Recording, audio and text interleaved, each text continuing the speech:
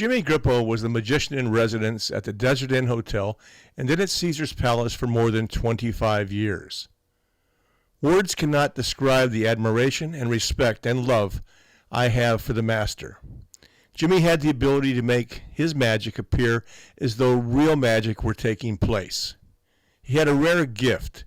Jimmy used no elaborate paraphernalia or mechanical contrivances. He would rather use everyday, ordinary objects, blending mental magic and magic of the hands, resulting in mystification. And it's very, very clear to me. It's like a picture on the wall. I see nothing but the 8 of diamonds. Well, how do you do that?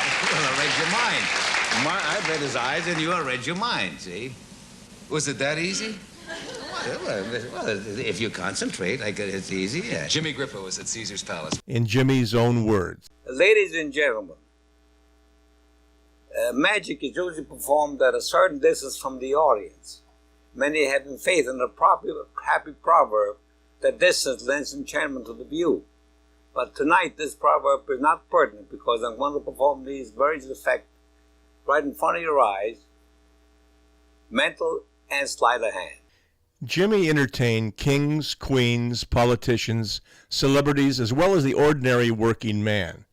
He has entertained royalty at Buckingham Palace on 9 occasions. Jimmy loved people and would perform magic for a hotel porter or waitress. A person's status, wealth, or popularity did not determine Jimmy's audience. He valued true friendship and an audience that appreciated his artistry.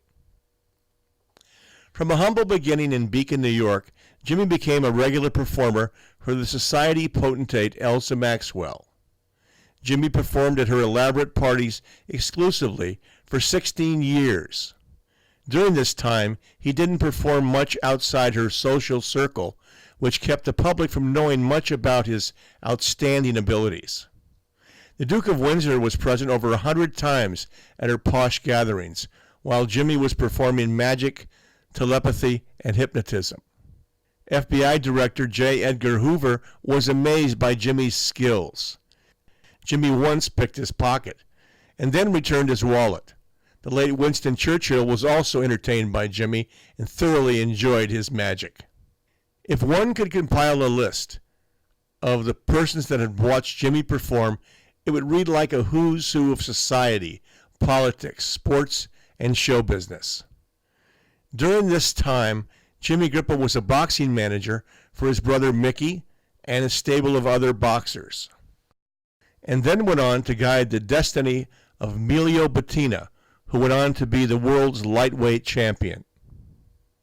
Jimmy Grippo dazzled the nation's sports writers with his sleight of hand so much that they frequently devoted more space in their columns to the manager than to the champ. Jimmy was a hypnotist, and word spread quickly of his ability to affect a boxer's performance in the ring. Grippo's boxing opponents speculated as to whether Grippo's success was due to his ability to hypnotize the opponents.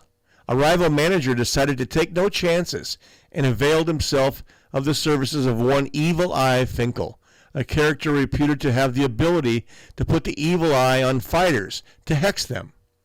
Grippo scoffed at Evil Eye's powers, claiming he could offset them with his hypnotic stare.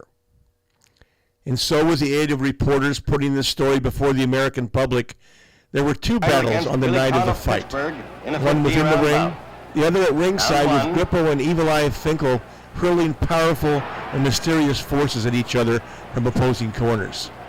None of this foolery was taken seriously, but the sports writers and the public had a with a white field day. stripe on his trunks. He's a southpaw. Jimmy was brought to the Desert Inn Hotel and Country Club by Sam Tucker, a member of the Cleveland Mayfield Road Gang, which was comprised of Morris Kleinman, Sam Tucker, Moe Dalitz, and Louis Rothkopf, also known as Lou Rohde. Then in 1966, via request from the boys, he became the resident magician at Caesar's Palace. Because of mob precedents and a sign of respect, Jimmy had to ask permission to leave the Desert Inn to go to Caesar's Palace. Caesar's Palace was one of the world's finest resort hotels where Jimmy performed close-up magic at guests' dining tables, in the beautiful palace court, the bacchanal room, or wherever his services were needed.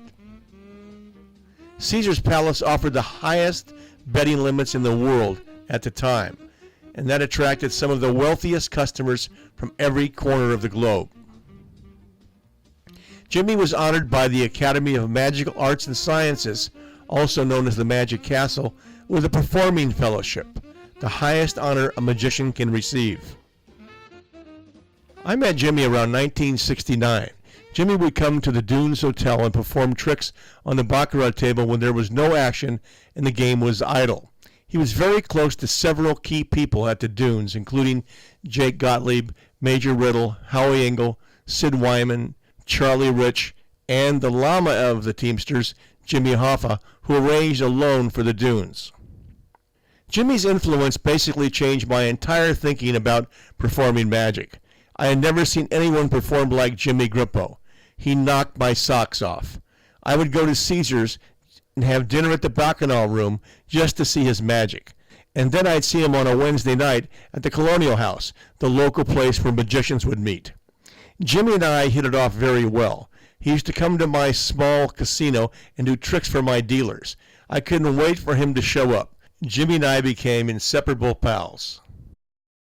It gave me great pleasure to collaborate with Jimmy on a book of magic.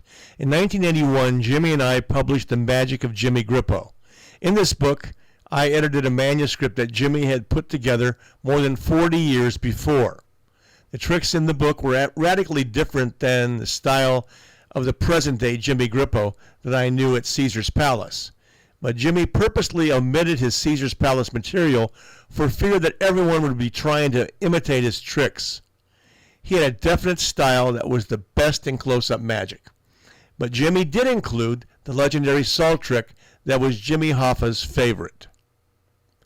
Jimmy's performance has been captured on many television shows as Merv Griffin and The Johnny Carson Show.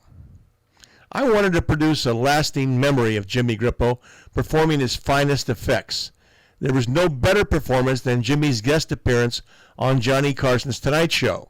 So I wrote Mr. Carson a letter and sent it on a Friday, and his office actually responded on a Tuesday. I thought my office staff was joking when they said that a representative of Carson Productions was on the line. I couldn't believe it. Johnny Carson agreed to allow me to use video of Jimmy's performance. I was elated. There was no better compliment than receiving that news from the king of late-night television. I sent Mr. Carson a magic trick for his birthday in appreciation of his kind gesture. He personally took the time to send a handwritten note of how much he appreciated the very clever effect that I had sent him. Johnny Carson's willingness to assist me showed how much he appreciated Jimmy Grippo and his unique close-up magic. Frank Sinatra was an avid admirer of Jimmy's magic, and they had many mutual friends from New Jersey and New York. Mr. Sinatra was so fond of Jimmy's Jack and Jill trick that he made Jimmy learn the words to his legendary song, My Way, and substitute those lyrics on executing the card trick. Jimmy Grippo hypnotized Walter Winchell every Sunday night for his famous broadcasts, Mr. and Mrs. America and All the Ships at Sea. Winchell would meet Grippo every night at midnight to make the rounds at all the New York late-night hangouts to gather information for his daily newspaper column.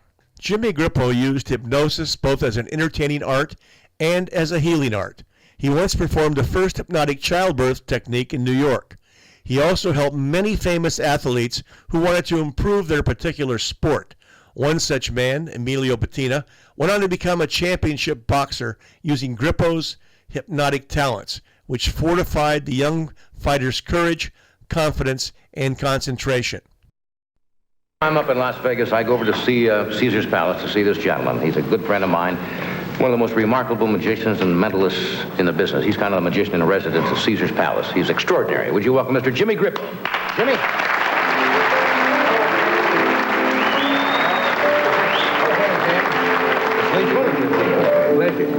Oh, see, you give me a lot of time here tonight. Well, you know, we got a little behind. Here we are. It's called sleight of hand, S-L-I-G-H-T. That's right. Well, you Sleight of spelled it hand. right, yeah. What are you going to do for us, Jim? Well, you know, cards are universally used, and And if you do this right, we'll both be a great success. All right. Will you be my I assistant? failed at making a cake, so Okay, don't count too shuffle the heavily. cards and let Johnny select one and let Eddie select one. But instead of me having to select one, I'm going to let Miss Leachman. All right. All right. Okay, I know spread we them don't have out. much time. Anyway, well, you get the idea. And you spread them out so that there's no way that I can maneuver. Got a minute? Okay, I've got a card. Okay, now I want you to tell Johnny to concentrate on the card that he has selected. I'm concentrating. Concentrate. And place it back in the pack. All right, I'll remember it now. And as I shuffle, keep telling him to concentrate so that I can pick mentally. While I watch him, you concentrate. Okay, I think I have. to Now tell Eddie to do likewise. Tell do him to likewise. Do likewise. I'll do likewise. There we go. Okay. And he concentrates well Yes, because I think we had a little experiment before did, you and yes. I. Now, a lot of people say, well, when you shuffle cards, is it possible that somehow you stack them up or something like that? You know, how people think, see. Sure. So to eliminate that suspicion, what should we do? To eliminate it, what should we do to allay the suspicion that the cards are not controlled by me in any way? Say that I'll let we're you almost shuffle. off the air, then I'll let everything you will shuffle. go fast. Now, in order for me to, although I do know mentally what card Johnny and what card Eddie selected, I do not know the position. They're not on top, either one of them. No. And let me see, and they're not on the bottom. No. Now, the idea is to memorize the pack and then discover the position of those cards. Right. Here's how I do it. Real quick, so I know where the cards are. Now, Miss Leachman, watch. Your card left the pack and flew. I think I have in his pocket. I have a card in his pocket. I think it's yours. Not yours, but Johnny's, I mean. That is Johnny's. That's yours, Johnny? That's mine. Mine. That's mine. That's right. Nine of spades. And yours, I think yours happened to be in a sealed envelope. A sealed envelope? Yeah, it's a sealed envelope. There's a sealed envelope.